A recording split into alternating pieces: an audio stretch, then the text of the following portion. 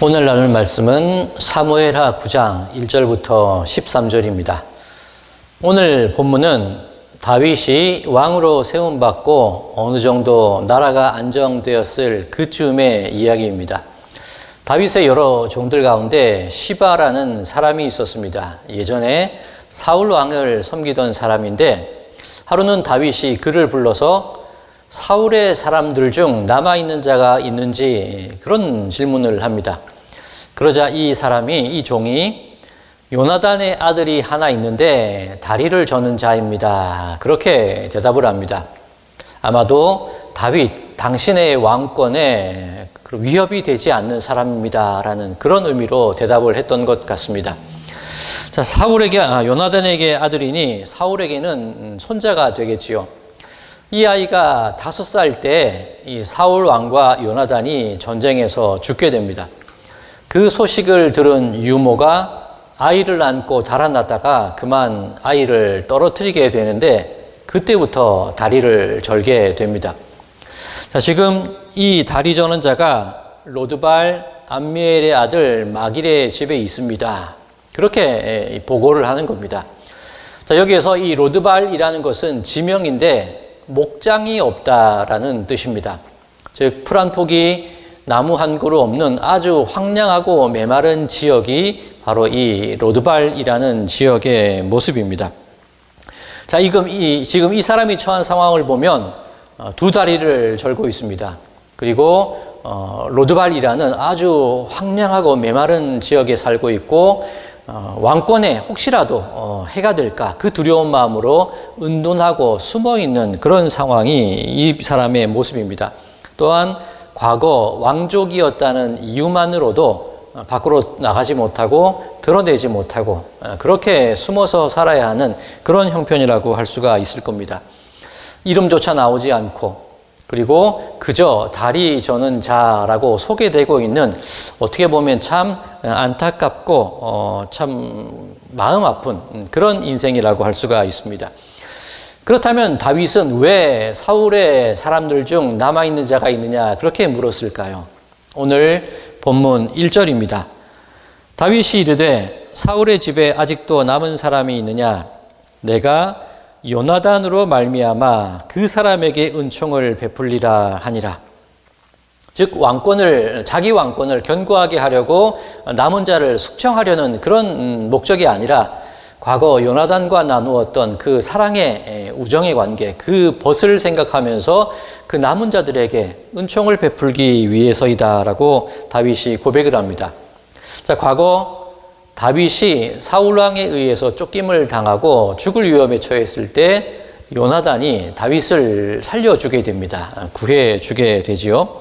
그때 다윗과 요나단이 언약을 맺게 되는데 사무엘하 20장 14절 이하에 그 내용이 나와 있습니다. 제가 읽어드리겠습니다. 너는 내가 사는 날 동안에 여호와의 인자하심을 내게 베풀어서 나를 죽지 않게 할 뿐 아니라 여호와께서 너 다윗의 대적들을 지면에서 다 끊어버리신 때에도 너는 내 인자함을 내 집에서 영원히 끊어버리지 말라 하고 이에 요나단이 다윗의 집과 언약하기를 여호와께서는 다윗의 대적들을 치실지어다 하니라. 자, 요나단은 하나님께서 다윗을 대적하는 자들을 멸하실 것이라는 사실을 알고 있었습니다. 그렇다면 자신의 아버지인 사울왕도 언젠가는 그렇게 하나님으로부터 징계를 받을 것이라는 것을 알았겠지요. 자, 그렇다면 자신의 가문이 멸족될 때에 그때 그 위협의 때가 되었을 때에 나에게 인자하심을 베풀어서 나의 가족을 나의 집을 안전하게 지켜달라. 그것이 요나단과 다윗이 맺었던 언약이었던 것입니다. 오늘 이 본문 말씀은 옛 친구와 맺었던 그 언약을 떠올리면서 하나님의 은총을 그들에게 빌어주기 원하는, 베풀기 원하는 다윗의 모습이 드러나 있는 것입니다. 자, 그런데 지금 이런 다윗의 모습 어딘가 익숙하지 않습니까? 어디에서 많이 본 장면이라고 생각하지 않으십니까? 하나님께서는 당신과 맺으신 백성과의 언약을 기억하시고 그 신실하심으로 그 언약을 꾸준히 지켜나가신 분이 바로 하나님이십니다. 그런데 우리들은 어떻습니까? 똑바로 서지도 못하고 숨어 지내고 하나님의 얼굴을 피해서 다니고 그렇게 어두운 곳만 찾아다니는 것이 우리들의 형편이라는 겁니다. 바로 로드발, 그것이 우리의 인생이라는 거죠. 그런데 하나님께서는 이 메마르고 황량한 나 같은 인생도 그대로 내버려 두지 않으시고 어떻게든 찾아내셔서 나를 이끌어내시고 그 언약을 다시 써서라도 나에게 은총, 은혜를 베풀어 주기 원하시는 분이 하나님이시다. 바로 그런 의미인 겁니다. 즉 다윗의 자손 예수 그리스도를 통하여서 그 십자가의 은혜를 통하여서 하나님의 언약이 신실하게 이행될 것을 드러내는 것이 바로 오늘의 본문의 말씀이라고 할 수가 있습니다.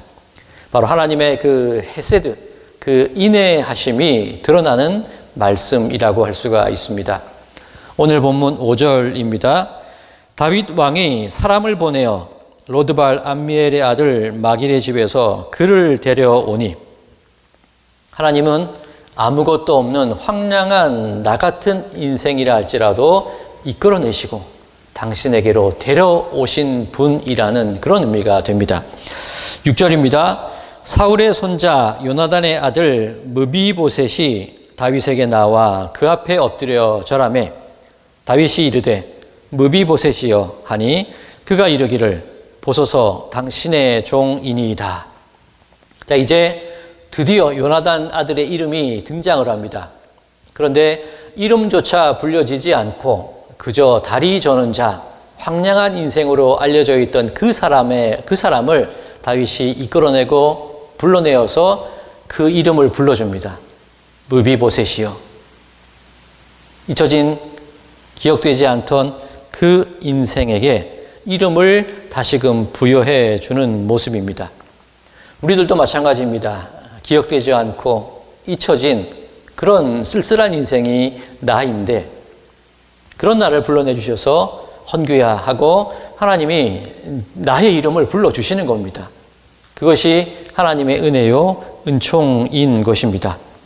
아무리 깊은 구덩이에 빠졌다 할지라도, 아무리 황량하고 메마른 땅에 있다 할지라도, 풀 한 폭이 나무 한 그루 자랄 수 없는 그런 쓸쓸함이 내 인생 가운데 놓여 있다 할지라도 하나님은 여러분의 이름을 불러주시는 분이심을 믿으시기 바랍니다. 7절 말씀입니다. 다윗이 그에게 이르되 무서워하지 말라. 내가 반드시 내 아버지 요나단으로 말미암아 네게 은총을 베풀리라.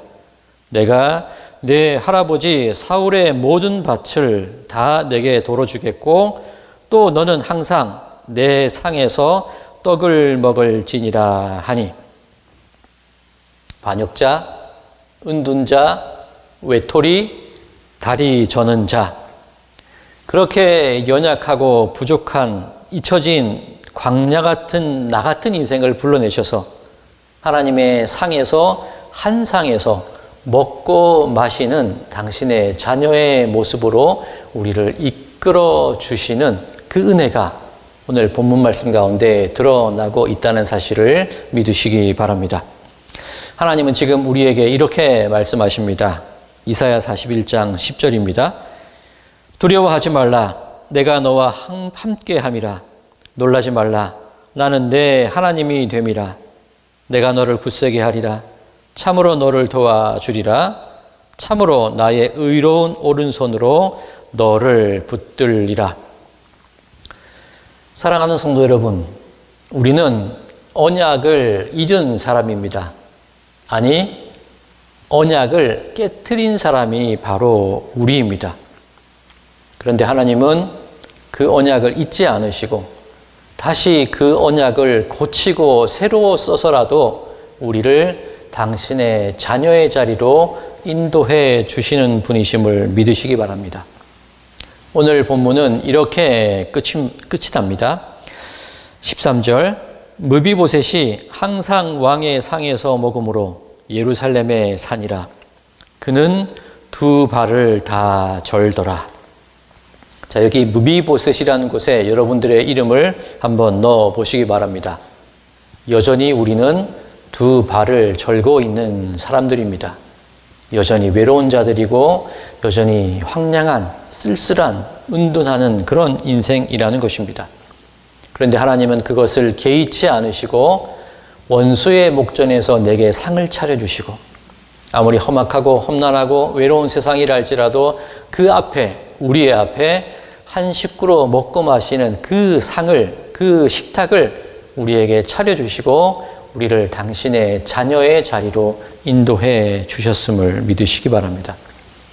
바라기는 오늘 하루가 여전히 메마르고 여전히 황량한 시간이라 할지라도 내 이름을 불러 자녀의 자리로 인도해 주시는 그 하나님의 언약의 신실하심, 그 인내하심을 의지하심을 통하여서 오늘 이 하루가 여러분들의 삶 가운데 소망의 날이 되기를 주님의 이름으로 간절히 축원드립니다. 인애가 풍성하신 하나님 아버지, 세상에서 버려진 것만 같았는데 나를 잊지 않으시고 내 이름을 불러 당신의 은혜 앞으로 이끌어 주신 그 손길에 감사드립니다. 나는 은둔자요 외톨이가 아니라 하나님의 귀한 자녀임을 믿음으로 오늘의 이 하루를 이기며 나아가도록 힘도하여 주시옵소서. 예수 그리스도의 이름으로 간절히 기도드리옵나이다. 아멘.